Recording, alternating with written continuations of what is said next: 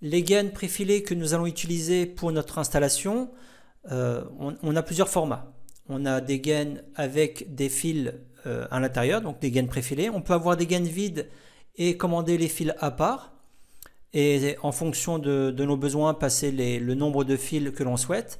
Mais dans toute l'installation, moi ce que je vous recommande très fortement, c'est de ne commander que des gaines préfilées.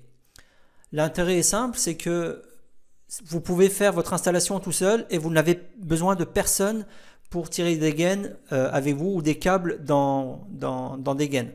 Le seul endroit où on va avoir besoin d'une gaine vide avec un câble, ça sera pour les éclairages extérieurs. Ça sera des petites longueurs en général, ou la gaine de 25 mm de diamètre pour passer les fils en 6 carrés pour la plaque de cuisson. C'est le seul endroit où on aura besoin de gaines vides et de fils à part. Pour tout ce qui est éclairage, prise électrique et commande, encore une fois, je vous recommande de la gaine préfilée. Alors dans quel cas utiliser ces gaines? Donc là, j'ai de la gaine en 3 x 1,5. Donc il y a des fils en section 1,5, un bleu, un rouge et un vert jaune. On utilisera ce type de gaine pour tout ce qui est éclairage, tout ce qui est alimentation d'éclairage ou point lumineux. Pour les prises, à condition qu'on ne dépasse pas 8 prises par circuit, c'est ce qu'on va voir dans le bilan de notre étude. Pour la haute, pour la VMC. On peut mettre du 1,5 de la petite section. Pour tout le reste, on mettra du 2,5. Tout ce qui est prise électroménager radiateur, ce qui est un peu plus gourmand en énergie. Ensuite, pour les commandes, tout ce qui est interrupteur, va-et-vient, bouton poussoir, on utilisera de la gaine préfilée de ce genre, avec 2 oranges et un rouge. Alors, pour l'interrupteur et les boutons poussoirs, on n'a besoin que de 2 fils. Mais encore une fois, plutôt que d'utiliser de la gaine 3 fils et de la gaine 2 fils, autant utiliser de la 3 fils, c'est pas forcément beaucoup plus cher. Et on fera notre test pour identifier les 2 fils qu'on va utiliser. De toute façon, on va voir cette partie au moment où on câblera les appareillages. Donc pour tout ce qui est commande, je passe ce type de gaine avec de l'orange et du rouge. Pour les appareillages, pour les prises de la cuisine par exemple, ou des prises avec plus de 8 prises par circuit, on utilisera du 2,5. Les électroménagers des radiateurs, et pour tout le reste, ça sera du 1,5. Donc forcément, on va commander beaucoup plus de tourées de ce genre que en 2,5. Sachant que quand on les commande, ça sera des longueurs de 100 mètres. Aussi pour les câbles réseau et le câble coaxial pour la télé, on le passera en préfilé aussi. Vous verrez que ça simplifie énormément la tâche. Il suffit seulement de déployer les gaines à la bonne longueur et on coupe.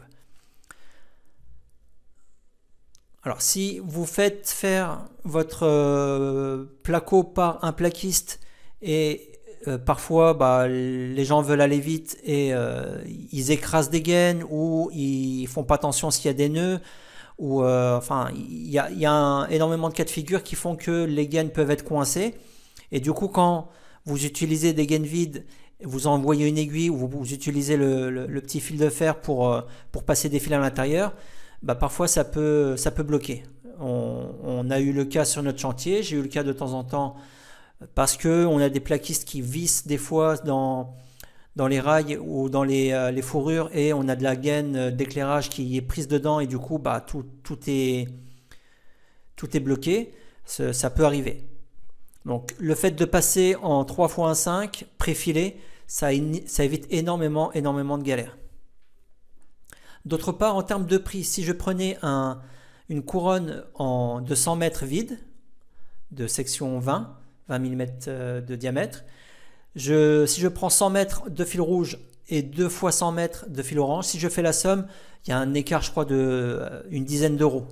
Une dizaine d'euros, c'est largement justifié de prendre ce type de gaine préfilée pour éviter les galères, pour éviter un gain de temps et surtout éviter d'avoir quelqu'un avec vous pour pousser des fils dans des gaines vides et parfois c'est un peu galère. Encore une fois, moi, ce n'est pas une obligation, à vous de voir si si vous souhaitez travailler comme ça ou pas. Le seul inconvénient de travailler avec du préfilé de ce genre, c'est des tourées de 100 mètres. Si vous avez besoin de 120 mètres, vous allez prendre un touret de 100 mètres et il va vous rester 80 mètres dans le deuxième. Et vous risquez d'avoir du gâchis. Pour l'autre solution, vous aurez également du gâchis. Donc moi, ce que je vous recommande, c'est de passer quand même avec du préfilé. Et s'il vous reste beaucoup de gaines, eh ben, soit vous faites un autre chantier avec et vous commencez une nouvelle activité d'électricien, soit vous la laissez en stock et ça pourrait éventuellement vous servir pour d'autres travaux ultérieurement. Mais quoi qu'il en soit, encore une fois, je vous invite à utiliser que de la gaine préfilée. Pour les éclairages, les prises, les hottes, 1,5. Pour tout ce qui est commande, du 1,5 en rouge avec 2 oranges. Et pour le reste, en 3x2,5. Cette vidéo est extraite du programme Self-Elec. Encore une fois, vous pouvez toujours télécharger gratuitement votre e-book gratuit sur l'installation électrique. Il suffit simplement de cliquer sur le lien en description de cette vidéo. Cet e-book couvre pas mal de sujets sur l'installation électrique. Ça vous permet de voir beaucoup plus clair et de comprendre mieux l'installation dans son ensemble. Par la suite aussi, on traite pas mal de sujets tels que le compteur Linky, les prises, ce qu'on peut faire ou pas selon la norme NFC 1500. Dans tous les cas, le lien est disponible en description de la vidéo. Merci pour votre écoute, à très bientôt.